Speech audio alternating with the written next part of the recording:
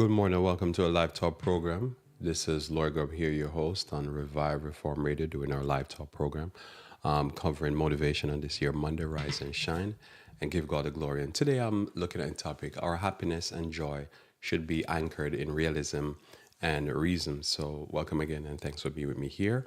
Let us pray.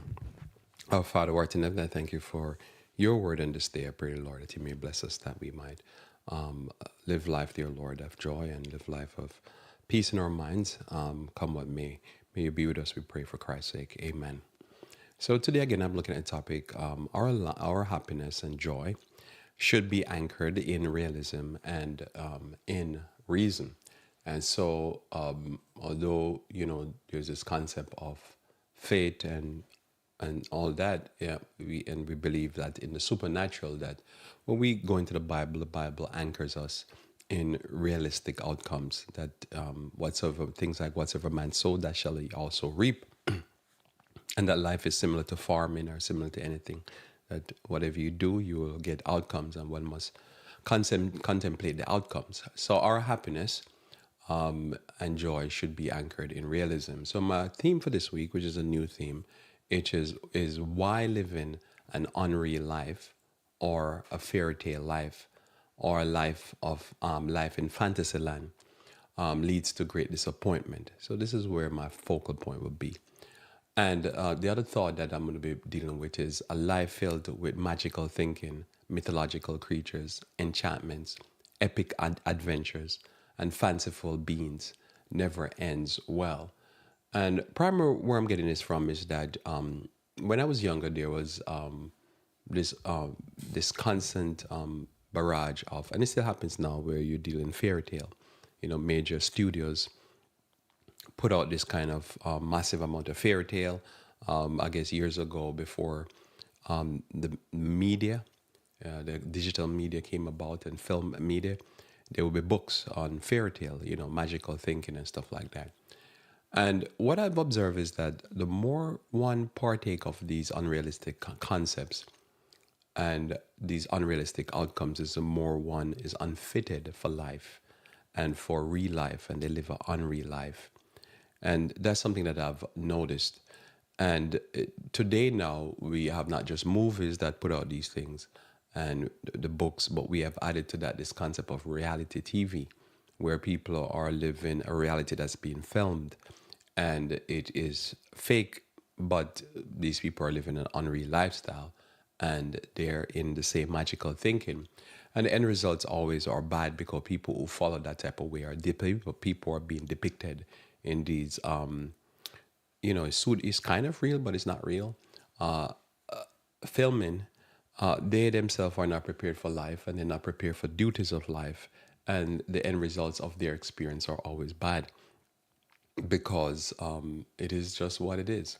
So I want to explore this concept with you today, this idea here of why is it that we should be living real lives, and why, if you're not living a real life, then you will end up in a bad place. So again, we'll go to 2 Peter chapter 2 verse 1 as my base text for this week. 2 Peter 2 verse 1. So, but there were false prophets also among the people, even as there shall be false teachers among you, who privily shall bring in damnable heresies. They privately shall bring in damnable heresies, even denying the Lord that bought them, and bring upon themselves swift destruction. So the end product is bad. So in my mind, for years and years of listening to preachers and stuff like that, I would realize that most of the time they're dealing with false doctrines. And they're spending their time dealing with false doctrines, and it's important to deal with these false doctrines. But over the years, what I've realized is that there's more than what we would think to this text. So it's more than what we think to this text. So again, if you look at this text again, I'm going to look at it again with you. Notice here, but there were false prophets amongst the people, even as there shall be false teachers among you. So if you read the Old Testament, you get this big concept here of a false prophet. Somebody telling you what tomorrow is going to bring and how things are going to work out tomorrow. Your best days are ahead of you, that type of thing. So there's false prophets among the people back then. So you read that, you say, oh, okay. And then you dealing today, you say, well, probably false prophets are people who are always like dealing with spiritualism, dealing with religion, church, that type of thing. But over the years, I've come upon this thought in my mind, this observation, which is what I'm going to be sharing with you this week. That false prophets, I don't believe, are just people in church. I believe that false prophets are just somebody that is just laying out life for you and telling you where tomorrow is going to bring. Like you go to the witch doctor, or you go to the people who do the tarot cards, or you go to people who do palm reading, or they read liver or kidney, or whatever they're reading. The ultimate aim is that they tell you where tomorrow is going to bring. But a group of false prophets that I believe that has been missed by the church are the false prophets that are selling fairy tales, selling fanciful ideas via media. And they too are false prophets, and they are not really addressed. There's some ministries out there that address them, but a lot of ministries out there don't really focus on them because they're not seeing the damage that they're doing to the minds of the people. Because they're telling people, it's giving these people this concept that marriage is magical. This life is magical. You're going to be, taken away, by Prince Charming, and he's going to whisk you off into a magical world. And, you're going to have the most beautiful kids, and things are going to be great. And there's not going to be problems and disease and, life, money need to be made, house need to be taken care of, food need to be cooked. None of that is there. It's this magical lifestyle. You're going to have this lifestyle where you're going to eat fast food all day long. And you can eat fries and burgers and ice cream. And you're not going to have no cancer. And it's just going to be beautiful. The ending is always going to be beautiful. And I think this, as I say, is something that some ministries focus on. But it's something I think is missed for the most part. Because a lot of time you deal with people and you're trying to teach them about the Bible. And they're more focused on the parts of the Bible that has the miracles and has the big hits. But the day-to-day life and living part of the Bible is not really appetizing to them. And I really believe why. Because their mind is in a movie. Their mind is in the big hits, the big bangs, these big miracles that you see on the silver screen, as I used to call it. And because of that, the person is unfit for life. But you're dealing with a false prophet, but oftentimes you don't realize the person's mind is on the delusion. And one of the delusion is that, regular day life is not really exciting for them. What's really exciting is like there's going to be big miraculous things that is impossible. It's not going to happen. So again, are there false prophets amongst us today? Yes. Are some of these false prophets in churches? Yes. Are some of the false prophets in the underworld? Yes. But we have false prophets that are, secret, the secret society people. We have false prophets in churches. We have prophets in various different sect and religion. But also we have false prophets that are like from the conspiracy theory side. We have false prophets from the fairy tale side, the Star Trek and all this type of stuff. I don't know how to say that. The science fiction side, because it's fiction. But the fiction is communicating to you things that are going to be, it's going to just be magical, and this is going to happen, that's going to happen. And what I've realized is that people are under delusion, and they're expecting an end that is not realistic. So this is what I want to go through with you this week. I show you that there's a lot of delusions going on more than often what we think. And that you're talking to a person and they're more focused, just like the children of Israel back in the time when Christ walked the earth. They're more concerned. They're not interested in blessed are the poor, blessed are the meek, blessed are the peacemakers. They're more interested in the fish and loaves and the multiplying of the loaf and, the big hits. But what's fallen apart in their life is the everyday life. So we want to get to the realistic side of life. So we master life and we gather strength and happiness and joy from realism, from a real way of dealing with life. So back again to 2 Peter. Notice here, but there were false prophets among the people, even as there shall be false teachers among you, who privily shall bring in damnable heresies. This crazy stuff. Even denying the Lord that bought them, and bring upon themselves swift destruction. That's swift destruction is the big issue there. Because what's happening there? It's not just what we're talking about here is, it is just, probably the person has some bad days.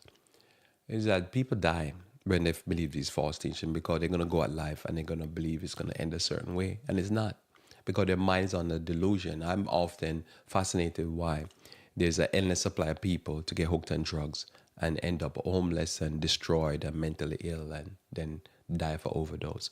And no matter how much people die, there's more people lining up.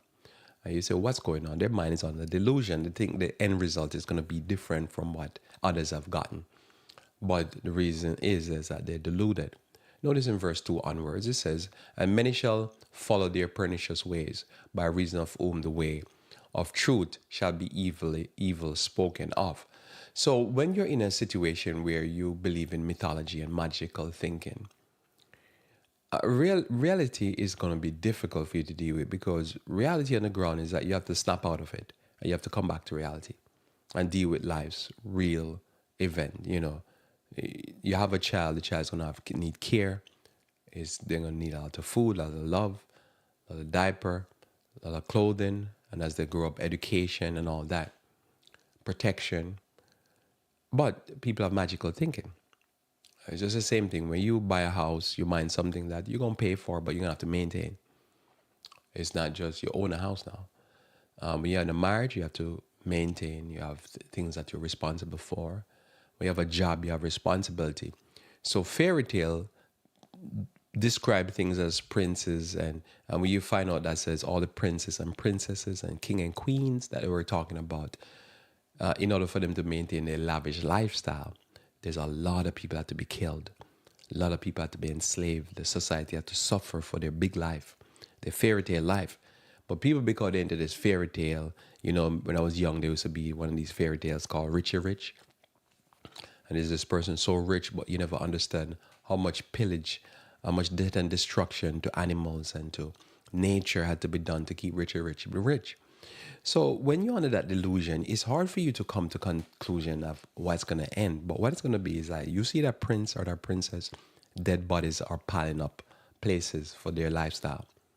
And that's just the reality. Somebody have to pay for it. Somebody have to be taxed to oblivion for them big life. But most people don't see that way. What they see is they see the fairy tale of just the beautiful balls and, pumpkins turning into chariots. And, it's magical thinking.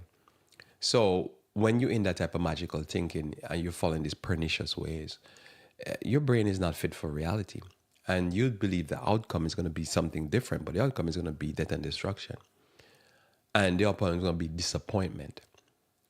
And when you deal with enchantments, these are like, we under spell. This is what this type of like reality TV put people under spell. And then the people on the reality TV, they always end bad. But people really follow them and they don't understand, no, you just can't go around whoring yourself out. You're going to end up in all kind of STDs and all kind of emotional problems and, moral and mental injuries. But it's not going to be. People want to have an epic adventure. So if you notice, people in this kind of magical thinking, they do these very crazy things that everything is an epic adventure. And so much of them die because epic adventure in a movie and in fairy tale is not the same as in real life. In real life, you literally stub your toe, you trip and fall and mash up yourself. And you realize, oh no, life is not like WrestleMania where it's all scripted and it's planned out and you just body slam people. You can't body slam somebody on the pavement. They could die. But, fanciful thinking, and then people end up in prison. And, you say, man, that didn't go well. So, and fanciful beings, and when I say fanciful beings, from in real life, what happened is like, we believe in people that live in mythical lifestyles, mythical creatures. When I was young, I used to look at certain muscle magazine, and I used to see these guys, one of the most famous one would be Arnold Schwarzenegger, I think his name is. And then you realize these guys were pumping themselves filled with all kind of steroids, and then they would have hormonal problem, they'll have erectile dysfunction, mental problem. Most of them die in their 40s. Most of them never lived to his age. And you say, what was going on? And you start realizing, oh, these mythical creatures is fake. But now they will do reality TV program to show you the lifestyle of mythical creatures. And then you realize, oh man, what a mess. Their life was a mess. And you can see why many of them commit suicide. But, when you're in fanciful thinking, you don't understand. These are false. Because if telling you something that is not real and they're in even real life filming, they're producing something that is absolutely a lie. And they're showing something that's a lie, and then you start realizing, oh, these are sad human beings, and these are nutty human beings, very fanatical and crazy. So verse 3 of 2 Peter chapter 2 says, and through covetousness, they will, with vain words make merchandise of you. So I talked about that last week. So with vain words, so they're saying these things, but what they're doing is that they're trying to rip you off, sell you a product. But the end result is not going to be good because the product is no good. The product is based on a lie. And you can have a person doing the right way, getting better results, loyal results, as they'll say in exercise. Their results are loyal, but the results are not over the top because they're not drugged up and they're not stealing anybody. And you say, oh, who's more successful? And in reality, the person that's doing it the honest, right, not no deception way, is getting a better result. But you normally go with the person with the mythical results, the enchantment results, and you might think, let's say, they're doing better. Sure, I could be flying around on planes if I was just robbing and stealing people and raping people and stuff like that. I could be flying around being rich. But that's not the reality because, again, there's a lot of dead bodies. And if I don't want to create those dead bodies, a lot of stealing, and I don't want to steal from people and lie to people and con them out of their money, I can't do that. But somebody say, but you don't have the results. Sure, I don't. I don't have that results, but I have a better result if you go with honesty. And that's what the problem with a lot of these things. So when you're in a delusion, are you being deceived? You can't see because what you think is going to end well. But the problem with this life, for when we study the Bible, what we see and study history, the reality is that these things never end well. And we believe because there's a God. Notice here, and many shall follow their pernicious ways, by reason of whom the way of truth shall be evilly spoken of, because truth has to be spoken evil by false prophets. Because this false prophet is selling you a bill of goods. Then truth has to be spoken, because truth becomes their kryptonite, talking about Superman. And how did Superman end? Superman end here in New Jersey, where he was doing some horse jumping, and he ended up couldn't fly when the horse, loses balance. And that's just reality. And usually Superman is just not that. And this can be very devastating. If you notice, quite a few of the comedians that have committed suicide devastate or surprise people, because they're thinking if a person is a comedian, they must be a happy person. And that's just not the reality, because somebody don't understand. A carpenter or a person that carves wood images, or an artist that draw painting, they have an excellent talent, and they can use that talent to be very impressive. But it doesn't mean that every part of their life or multiple areas in their life is going well for them, because the reality of art is different from the reality of life. Art is just a depiction of life as it would be beautifully seen, or even in a ugly way, because there's art like horror movie. Horror movie is all art, right? All of these things are art. Any movies are art. The artist defines life the way they would want to see it. But what the end result? What was really going on there? The artist's life and the artist's art are two different things. And I think anybody that's even make their body a art, or they put art on their body, or they do things that are nothing to do with reality, but they have somewhat to do with reality, because design and colors and stuff like that, it's part of art. Often that person, their reality is different from their art. And I think that's where the problem comes. Often recently, so many people that have been known for great artistry and even great financial wizards, but have been shown that they were very sick, sadistic people. And some of them died now, and some of them in prison.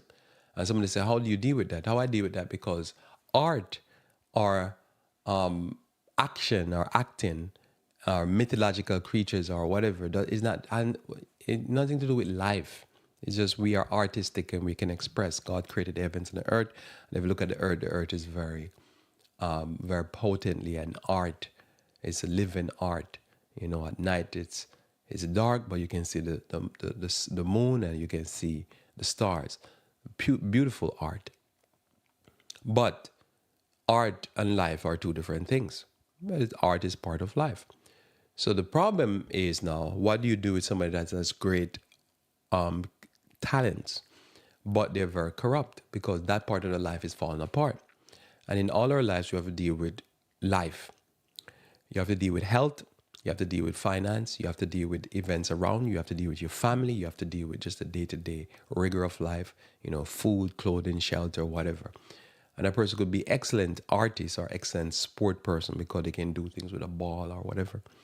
But their life, they're not fit for life because their brain is in the art. Their brain is in the theater, mythical, enchantment. They have a delusion on them. So notice here, and through covetousness, they might with feigned word make merchandise of you, who judgment now of a long time lingereth not, and their damnation slumbereth not. So God's not sleeping on them. God take care of them. For if God spared not the angels that sin, but cast them down to hell, and delivered them into chains of darkness, to be reserved unto judgment, and spared not the whole world, but saved Noah, the eighth person, a preacher of righteousness, bringing in the flood upon the world of the ungodly, turning the cities of Sodom and Gomorrah into ashes, condemned them with an overthrow, making them an ensample unto those that after should live ungodly. So God says, you know, here Peter says, God gave the world Noah, and we can see the evidence of this everywhere. And God gave the world Sodom and Gomorrah as examples for us to look at these and say, okay, what should I do? Or what should the ungodly do? They should repent. Because they were in a la-la land. They think that it was not going to go so. And throughout history, what we see is that when people go down that road of death and destruction, because they like death and they're death cults, it end up bad for them. But in their mind, I think it's going to end up great. It's going to be excellent. But that's not reality. And we have to deal in the real. So again, my theme is we're a lot of people are living an unreal life. Or they love life like it's a fairy tale, and fairy tales never go well. Not in real life, just in the fantasy of people like Walt Disney and stuff like that. And people live in that world. Or they live in fantasy land. And in fantasy land, they think it's going to go this way. But no way, there's no history of that. The history of the world. Why are we still here as a people, as human race? Because the history of the world, written history, shows that when people get out of control, they get wiped out. The story of Sodom and Gomorrah and Noah. Somebody could say, Lord, what if I don't believe in that story of Noah? I don't believe in the story of Sodom and Gomorrah. Well, we have so much history of that, even the last 50 years, that it just, whole cities, whole towns, whole countries just get destroyed and just get wiped. Tsunamis and earthquakes and, hurricanes and floods and stuff just destroy whole areas. And it's still happening. It's happening in the last month. You have to even go back to Sodom and Gomorrah. When people get out of control and they lose control of themselves, then pandemics come and just start wiping out people because destruction is what needed, because that's the only thing. You don't even readjust their thinking. You just basically wipe them out. And that's just what it is, because they're going to be disappointed. They're going to be great disappointment. And I've seen this from a personal level, on a micro level and a macro level. This happens. And we have to be careful of magical thinking and mythological thinking. So the word realism, which is in my topic here, which is our happiness and joy, are anchored in realism, and they're anchored in reason. And so somebody said, but aren't you religious? And I'm like, yeah, I'm religious. But the reality is what we deal in. and we leave miracles up to God because we cannot perform miracles, so we should deal in the real, and we pray for God to work out situations beyond what we can control. And I think that's where the difference is, because somebody will say, Lloyd, so but don't you believe in miracles and stuff like that? Yeah, I pray for miracles, but I go on in life and deal with the real. That's what I appreciate, and I'm consistent with that, right? So that's why we deal with natural health. We believe that the body must be nourished, and we don't put a lot of emphasis on miracles or drugs. Let's put it that way. Do I believe in miracles? Yes. Do I believe that drugs can deliver you out of a bad situation? Yes. But that's not our life from day to day. We don't live on drugs, and we don't live on miracles. We live on this reality. But we know that in an emergency, miracles have its place, and in an emergency, drugs could work, right? If you bang, if you drop off of a roof and you're broken like Humpty Dumpty, talk about fantasy, then you hope that a miracle could be worked, or that they could use some drugs and sedate you or whatever, and then try to sew you back together. And that's what they didn't do for Humpty, but now they can put Humpty Dumpty together in our modern times. So we believe in that type of stuff, but we don't live on that type of stuff. Our day-to-day life is just, we go with the principles in the Bible and in nature, and we find that we're blessed that way. But when a miracle is needed, we should look in the Bible. Most of the time, there was nothing to do with miracle. It's just to do with everyday life. We just follow the rules that God put down, and nature demonstrate for us. So that's reason and reality. So just in case somebody wondering, some of these things I have to think through, because what I'm trying to do is figure out to explain to you that you need to deal in the real. You need to deal with reason. And though we believe in miracles, and though we believe that there's a God up above looking down with tender love, and he will take care of us, what we do, we follow the rules of nature and rules of that's laid down in the Bible, and we find that it works, and it works well. And when there's a miracle, then it's obvious there's a miracle. As I say, you want to go shoot yourself with certain things like propofol. Propofol, one of the biggest person of our generation that was living in a fantasy land, was this famous singer called Michael Jackson, and he was living in a fantasy land. And but to make the fantasy goes real well, he was on drugs that you only use in surgery. So he was living on drugs, and he ended up dead. He ended up with destruction, because what happened? The fantasy came to an end. The fantasy was ludicrous. It was even a ludicrous lifestyle. And so for me, I look at it as like, it's for me here to communicate to you that says, no, we don't. Those are dangerous drugs. We don't live on those drugs. And somebody said, but do you believe those drugs have any purpose in this life we live? Well, as I say, you can't do a surgery without some of these most dangerous stuff, but you don't live on those things. If you want to do a scan down to your bone, you'll probably have to get some radiation, exposed to radiation, but you can't get exposed to radiation every day. You'll die. These things have its place. It's like anything else in life. The Lord made certain things and allowed certain things to happen. I'm not talking about just what is being altered by Satan and his people, but just things in nature. And they're there for a reason, but oftentimes, for me to know that, say, things like nightshade, a lot of these drugs come from nightshade family. Now, why is nightshade made? And stuff like that. But you find almost all these things like cocaine and stuff like that, they're all nightshades, but they're also pesticides also. So they have some practical purpose. But doesn't mean I'll say I need to get up every day and use them. But they have some use. Not arguing that. I'm just simply saying miracles have a use. But when God says do right and you don't do right and you pray for a miracle, a lot of people in religion, I've noticed over the years, they live on miracles. They're like, oh, I'm going to take it to the Lord in prayer. Don't take it to the Lord in prayer. The Bible reveals to you that you need to do right. What is there to pray about? You're taking things to the Lord in prayer because you're thankful, or because you're asking for something that only a miracle can execute. And that to me is how I look at it. So notice if we talk about realism. So what is realism? Realism is the attitude or practice of accepting a situation as it is. As it is realism, and being prepared to deal with it. So realism is that you're just being real.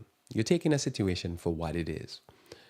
And there's a lot of people I've noticed in this life, in religion, in society, secular or Christian, Muslim or Hindu, it don't matter what you're dealing with, that there's times when they're not just accepting the situation for what it is. That's just realism.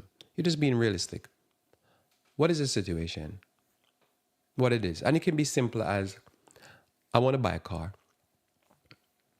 And according to my income, I probably shouldn't spend more than $500 for a car.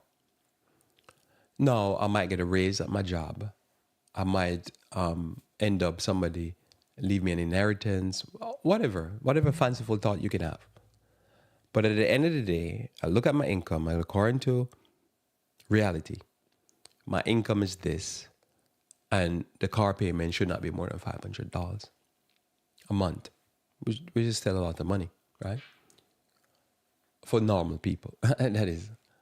So for normal people, it shouldn't be more than 500, or it shouldn't be more than 750 or 1,000, whatever your income, or it shouldn't be more than 250 or 300. You have to be realistic. Now, your mind can go down all kind of fairy tale, and the reality is just going to be the reality.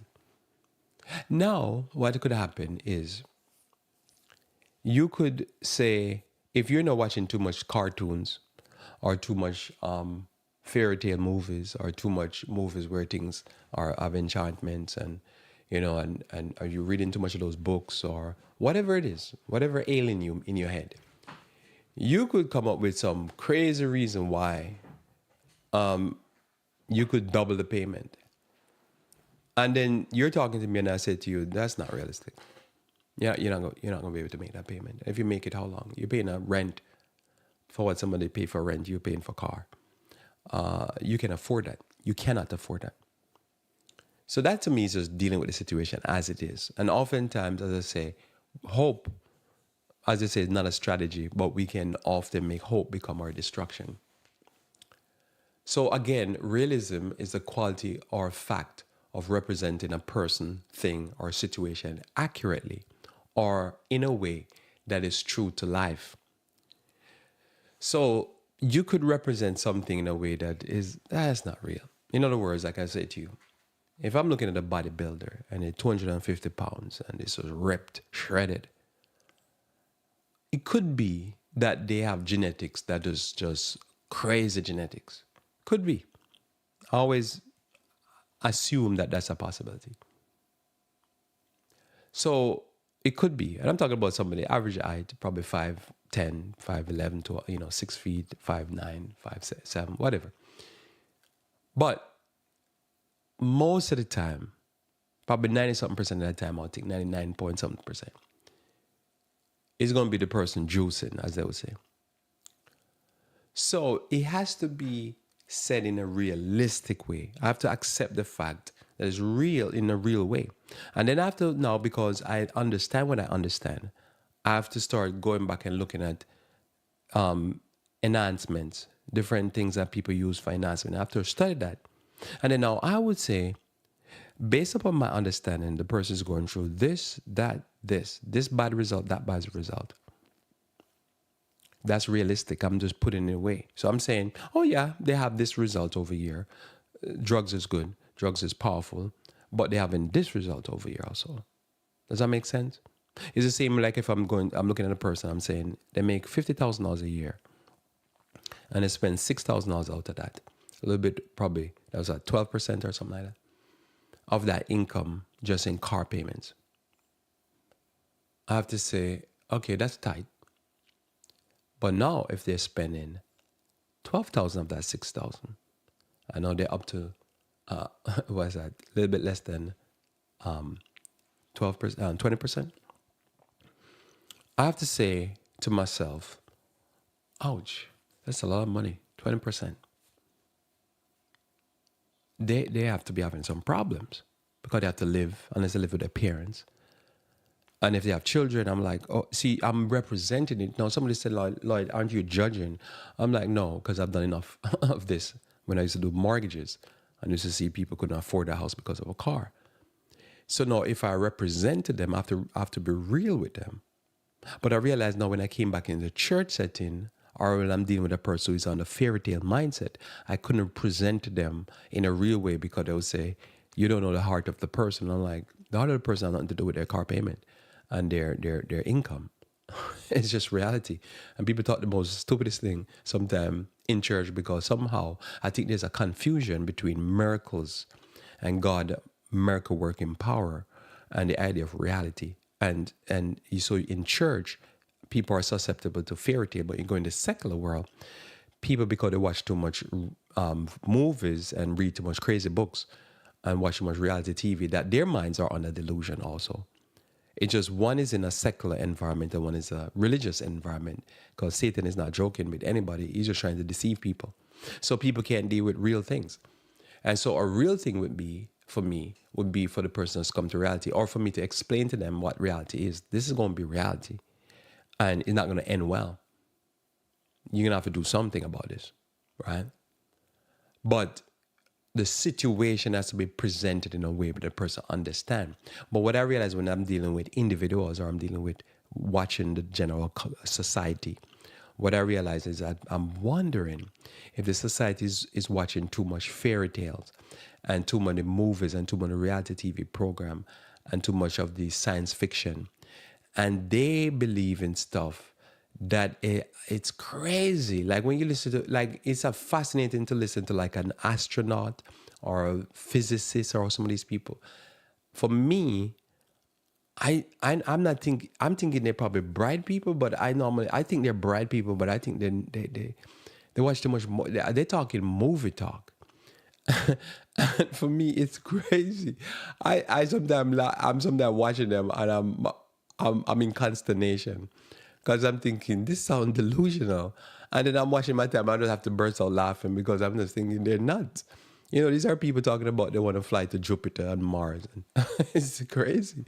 These are trips that take years, and the question is when they land, where's the air and where is the do they even know if there's a vacuum there, or can they even survive? Like, you know, this is the level of but you know.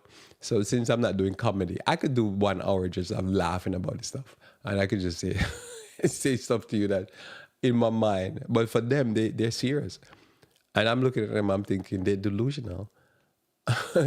But this is what it is. So I believe that there's too much fairy tale going on in the society, and the society at large believes stuff that it's not going to work. And you know, how do you say it? But anyway, I'm keeping it serious here, but I know it's not as entertainment when I'm serious.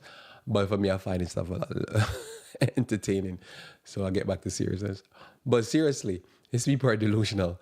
But notice here. So notice here. So this concept here of realism is you put things in the true situation accurately in a way that is true to life. Because the only life we know is life on Earth. These people gone to Mars and Jupiter and Venus. She must be nice. So notice here, a way of thinking and acting based on facts and what is possible. So another thing for realism is a way of acting and thinking based upon facts and what is possible. So, you know, when I was younger, I remember watching music videos, and music videos would demonstrate life the way the rapper or the way the singer would envision their personal life. And they still do it. I'm just not watching them. But the problem with that magical thinking is that these people have the worst life. You know, these people have, it's just that some of these people singing about love and then they're homosexual. And then you think they were singing about female all the time. Then you have these females singing about love and they never have any body and they're always depressed and lonely. And you're thinking, man, they should have the best relationship because the songs they sing, it's just fairy tale, best relationship. And it doesn't work. This is fairy tale thinking. So this delusion is on the society because the society is deceived. And they thinking that says it's going to work a certain way. And it's not. It's just not going to work that way. So we have to base it upon possibilities. And I would say the better word there would be probabilities. We do things based upon high probability. And because nobody knows what tomorrow brings and how things are going to work out, but the probability because of the past data that we have, we believe things are going to work a certain way. Notice here also, rather than on hopes for things that are unlikely to happen. Unlikely. So, listen, somebody will say, Lord, but the false prophets and stuff, this has to affect people in church. Are you serious? this church people have so much problems with false prophets and they study the Bible, teach and talk against false prophet. We think secular people who have no thought in their mind that such a thing really exists, and all they've been doing is duped and deceived and bamboozled. Another word there that is important for this week is the word reason. So reason means so we should reason a cause or explanation or justification. A reason is a justification for an action or event. So whatever action I'm doing, whatever choice I'm doing, I have to approach it from realism. I have to be real. And then I have to reason through that to come to what is real.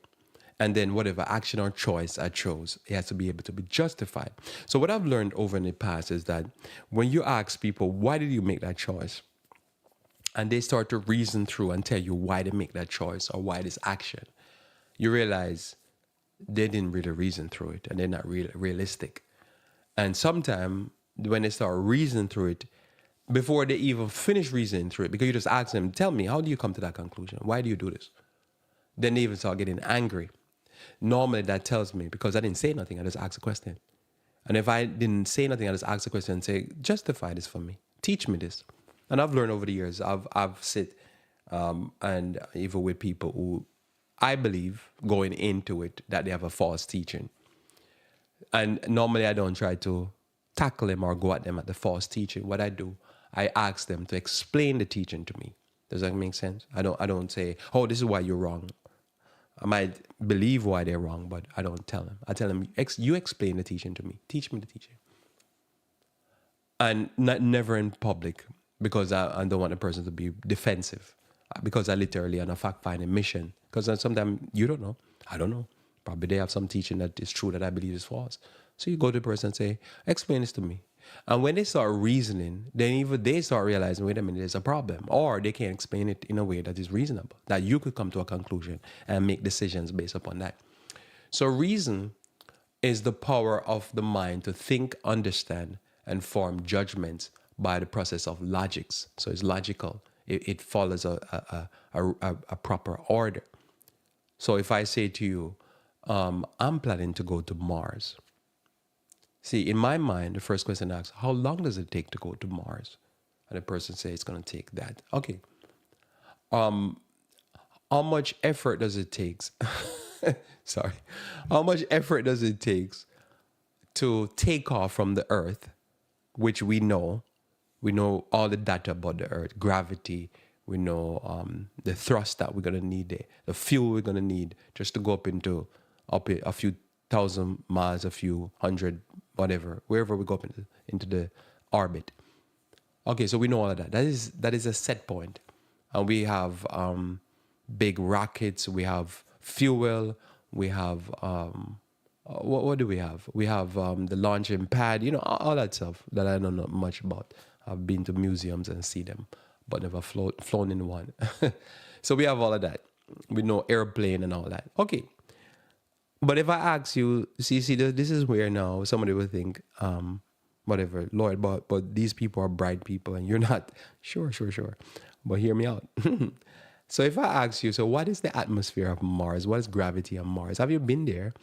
And if it's so difficult to just get two people stuck now in the space station, and if you get two of them up there, and they're stuck, and this has been something we've been at from the 50s or 60s. When would you start this stuff? And it's so difficult to carry. We have lost 3 shuttles blown up in what we know, in the atmosphere that we know, and environment that we know. You're telling me that you're going to go to where? And how long it's going to take? And okay, so when you reach and you land, what are you landing on? What is the atmosphere? What is the gravity? All of that stuff. Okay, and then when you take off, we know what we're dealing with gravity, air, all of that stuff. Cold, heat, how cold it is in Mars, and all of that. Is there a vacuum? What is it? People going to get crushed alive if they make it there? So these are the questions. Now, there might be somebody say, well, Lloyd, so are you saying because of science we shouldn't explore? I'm not saying you shouldn't explore. You should be like Columbus. Go explore. But Columbus was exploring in a world that there, when he landed on one beach or wherever he landed, it was going to be different from landing in Europe. But anyway, side note. So when you're dealing with now this fanciful thinking, you say, okay, so you're gonna take back off, and you take back, and then you don't have all the equipment and all the roof refuel and all that, and you're gonna take back and go back where back to Earth and all that. Is how logical is this? Because you can't even conquer the orbit, and as I say, you have two people stuck up there. But when you're dealing with people, you start realizing, wait a minute, probably they're not talking about, space, and that's not all. Probably it's movies they're talking about, and they believe in movies, and they have some unrealistic thinking. And the problem is also they believe that there's no God and there's no creation and all of that, and they don't understand what the earth is all about. This is really what the problem is. So we have to do with process of logics, and let nobody tell you that because you don't believe in their process, that means they're brighter than you. Because remember, art and reality are two different things. There's people very good in art, but they're not very good with realistic thinking, and their life is falling apart with their multiple kids and all that. But they're nuts. But they tell you that, say, oh no, because they're good. Think about the amount of people that have they're on the spectrum of autism. Very bright scientists, but for life they don't know how to even tie their shoelace. And somebody said, Lloyd, but how is that possible? I don't understand. This is life we live. Notice here, reason is the capacity of consciously applying logics by drawing valid conclusions from new or existing information. So what I just tell you here, I can take the new information, existing information, logically think about it and draw a conclusion. That's reason. And we do this with the aim of seeking truth, because we want to know what is truth. Because if we're not basing our existence on truth and we're not living with truth, truth is important to us. Truth is important. And why is truth so important? Because if you live in falsehood, you're going to end up in the wrong direction and you're going to be in the wrong place. So one of the things that we have to do is that, for me personally, I tell you that we have to get our fairy tale. To me, even sports, I look at as fairy tale. It just train your mind that the person who is winning. You think about it. The athletes that we have in our modern time, just our current time, like in boxing, it would be Mike Tyson, Muhammad Ali, and Holyfield, and there's some other ones, and those are the winners. But many of these people, they end up in a bad situation financially, prison-wise, health-wise, all kind of stuff like that. You say, I thought they were the winners. Well, life and sport are two different things, because sport to me is like art. The person just is a living artist. But somebody said, but those are the winners in life. You see, that's why you have to get that stuff out of your head. Because think about some of the biggest losers we have in this life, financially, health-wise. These are athletes. That means that you're winning. But you see, when we're in fairy tale life, we're not reasoning. But you see, that what I just said to you is logics. That's me thinking logically. Logically, I look at the lifestyle of those who are winners, and I'm like, they're not winning at life, because life is different. But there goes reason and logic. So our joy, our lifestyle has to be based on real, what is real, realism. It has to be based on what is reasonable. This is not reasonable. And so Paul teaches us now, I'm going to read, that what we have to do in life, that we have to spend most of our thoughts and our time and being entertained with reality. That's why we believe in nature. We believe in doing things in nature. We believe in spending all the time understanding the real game that's going on in this life, the real movie, the real thriller, action thriller. We live in an action thriller, I believe. And it's pure war, famine, and pestilence, and who are the players. And yeah, that's the real movie. We're in a movie, but the people thinking that says, this life is like theater. And to me, the most exciting theater is to understand what the big players are doing and how they're doing it and how they fail and how they succeed and how they have temporary success and how people get waking up to death and destruction because there's a bigger game playing. That to me that's it. The chase that I'm on, that's more exciting. So Paul tells us now in Philippians chapter 4, verse 8, he says, finally, brethren, we're not finished yet, but we read this one now. Finally, brethren, whatsoever things are true, whatsoever things are honest, whatsoever things are just, whatsoever things are pure, whatsoever things are lovely, whatsoever things are of good report, if there be any virtue, if there be any praise, think on these things. So Paul is saying you have to think on things that are true. If you think on too much falsehood, you're gonna end up in the wrong place. I'll tell you, don't watch reality TV. Don't watch any fairy tale. Don't read none of those books. Don't do that. That's basically what he's saying for me, modernly. Because it puts you in a mind that you're going to start believing that miracles happen every day. And, this is enchantment. Most of the time, you read the Bible. I remember when I was young, I would hear, the people say in Bible times, this would happen. God struck down people and stuff like that. And you start reading the Bible, you realize most of the Bible is not about that. Most of the Bible is not about big hits and stuff like that. A lot of the Bible is poetry. A lot of the Bible is prophecy. A lot of the Bible is just teachings, principles. But that's what bore people because they think, like if you watch when it's science fiction, you believe that the Bible is science fiction. So you get your mind out of that. Science fiction, these type of big miracles and stuff like that, don't happen all the time. Think about the story of the children of Israel and the Exodus. They were there for 400 years. It is just the fact of life. Yeah? Right? Just think about that. For 400 years, they were in Egypt. So what was their life about? Reality played out, and that's the reality. Think about, they say that the first slave came to America in 1611, as an example, right? And so this is logics, right? I'm going to show you logics. So 1611, you have the first slave. And so now we're in 2024. And it's been over 413 years. And just about the time, because I guess some people might think some came a little bit before, some came a little bit after, but just think about that, right? And just about the time when we're rolling into the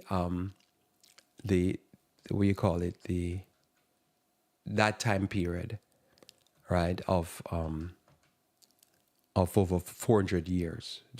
I'm just showing you how my brain just constantly working on that. And as the 400 is struck right where we have a black president. And somebody could say, Lloyd, that's just a coincidence. You see, if you think like that, you're not thinking logics. And you could think that's it because I'm religious, I don't think in a lot of logical numbers. But I deal in numbers a lot. I love numbers because those numbers are fascinating. Because remember, we're told over 100 years ago that the story of the Egyptians and the story of blacks are similar. And you say, why would she say that? Because she said it. The prophet says it's the same story.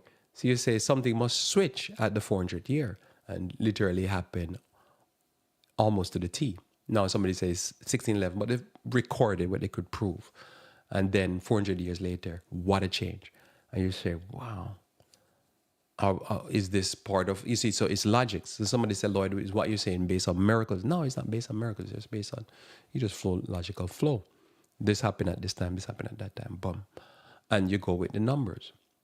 And I just cite this here, if you start to think on these things, then you might start to see things in life that is logical, there's logical flow to this. And it's just the sequence happen, and this is a part of, somebody could say, well, is if it's not coincidence and isn't a miracle, it's not really a miracle, but it's just the power of this life. Just the fact that you go outside and you start studying plants and flowers, and you realize that there is various different mathematical equation that is in the plants, that you can look at the plants, study the plants, you realize it's not random as what you thought. There is in the flowers, the leaves, there is constant sequencing of not random information, but random, mathematical equations keep running, and you can see it in the plants, and you can see there's consistency, and then they start to say, wait a minute, if the plant is this way, what about plant? And then you look at how they even do genuses, where they list the plant and whatever, you realize the name is because they realize this classification. So like that's why we can say nightshade, because they realize all these plants, they have these chemicals in them and they belong to this family of plant and stuff like that. And then you start to realize nature is not as random as you think. But life might seem random, but you start realizing, it's based upon chemicals and equations, and there is types that might seem like marsupial, and then you start to say, wait a minute, there's the first different marsupial, but there's something similar to them, but they look different. Anyway, So when we start to spend our time in these type of fact, then we start to see that there's power in life, and life start to blow up for us, and everything now doesn't seem random. And you start to realize that life is a theater, but there's a real theater going on, and we must study that theater. And the other fairy tale stuff, we need to put it aside because there's something bigger going on that's important for our life for us to make decisions. But somebody might say, not possible. Yeah, sure, things will happen a certain way that will blow your mind. And you say, we're right there, 2008, 2007, we have a crash coming up, and we need a socialist in government. And we find a person that would be probably more socialist. And somebody said that was just a big coincidence. I know, it is amazing. But nature presents itself like that to us. So that's why we study nature. And so in Romans chapter 1, verse 18 through 20. So notice here, Romans chapter 1, verse 18 to 20, because we talk about when you don't follow God and there's some destruction. But notice here, Paul tells us that this life is not fairy tale. This life here is as evidence, and we do evidence-based religion. And we make it very clear when there's a miracle, we say that's a miracle. That's beyond just God's principles working. There's something bigger going on here. But if there's not, same thing with prophecy. When you read in Revelation and Daniel especially, and some of Jeremiah, Isaiah, whatever it's just, you'll know when there's a prophecy involved, because there's a word or words that are used that makes no sense. So you have to start looking and say, why does he use this word? And remember, this word was in this prophetic text and that prophetic text, and you start to connect it. Romans chapter 1 verse 18 says, for the wrath of God is revealed from heaven against all ungodliness and unrighteousness of men who hold the truth in unrighteousness. So somebody said, Lord, oh, no.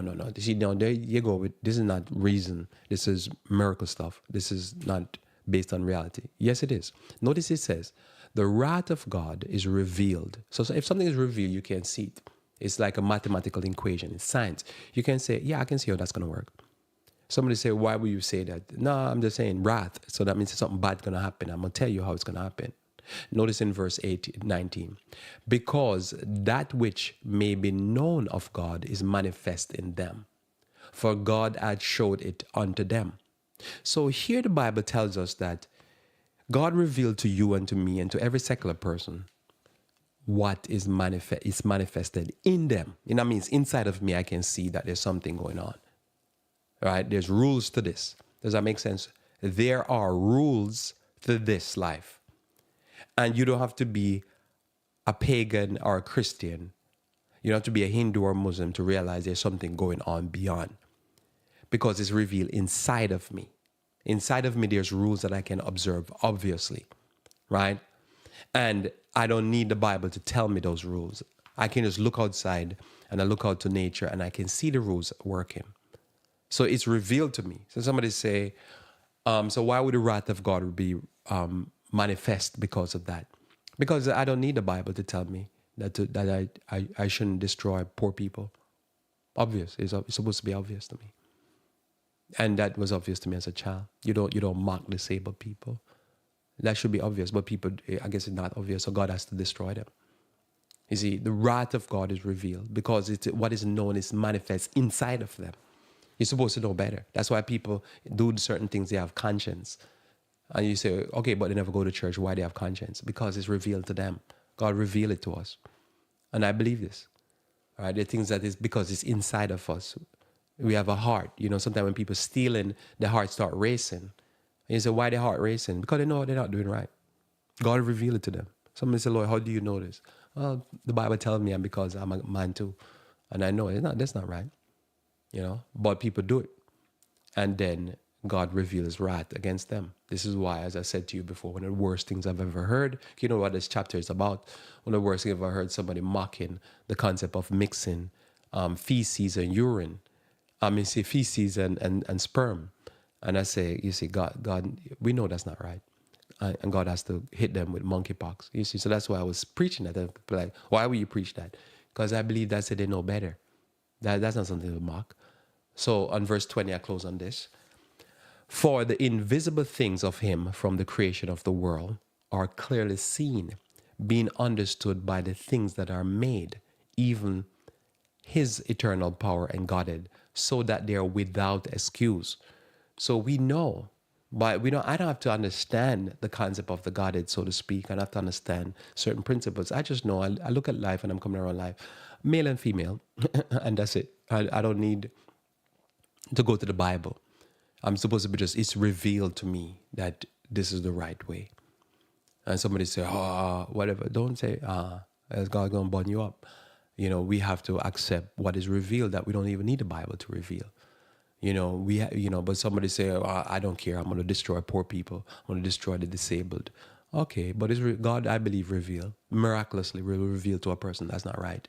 And they'll keep going forward, and the God would have to reveal his right. So we believe in that. That's a principle that I've seen. And that's why we're here today, because wicked people always get wiped out so that we can continue, the nation can continue. So there's more I want to say to you. So we have to deal in the real. We have to be realistic. There's rules to this. We have to not live in fairy tale land. We can't follow evildoers and people who the wrath of God always get revealed against to bust them up. That, oh no, we don't know. We know. You don't have to be secular. You can be secular, and you know. And some of these people claim to be Christians. They know. So God have to do what he have to do. Let us pray. Our Father, who art in heaven, I thank you for your word in this day. I pray, Lord, that you may bless us as we continue to walk in the light of thy countenance and truly walk even more worthy, because we have your word, and we might live by every word that proceeded out of thy mouth. May you bless us, dear Lord. We pray for Christ's sake. Amen. Well, thanks for being with me here on Revive Reform Radio. Looking forward to talking to you again live tomorrow. We should talk about finance. Until then, I pray that you may continue to walk with the King.